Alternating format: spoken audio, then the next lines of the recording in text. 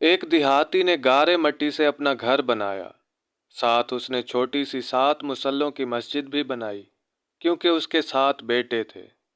اس نے اپنے بیٹوں کو بلایا اور ان سے کہا کہ میں مسجد کی لپائی جنت کی مٹی سے کرنا چاہتا ہوں۔ تم سب بھائی جاؤ اور مٹی تلاش کر کے لاؤ۔ بیٹے پریشان ہو گئے کہ ابا جان نے تو یہ بات کر دی، لیکن ہم لوگ جنت کی مٹی کہاں سے لائیں گے؟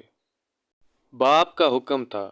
6 بیٹے تو مٹی ڈھونڈنے نکل کھڑے ہوئے، لیکن سب سے چھوٹا اور 7واں بیٹا جو بیمار تھا گھر پر ہی رہا۔ شام کو جب دوسرے بھائی تھکے ہارے گھر واپس آئے تو کیا دیکھتے ہیں کہ چھوٹا بھائی بوری میں مٹی بھر کر بیٹھا ہے۔ باپ نے حیرانی سے پوچھا، بیٹے گھر بیٹھے تم نے جنت کی مٹی کہاں سے لی؟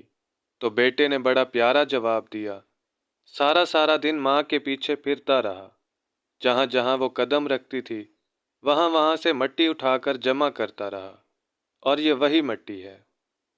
سلام ہے ماں کے قدموں کو جس کے قدموں میں اللہ پاک نے جنت رکھی ہے۔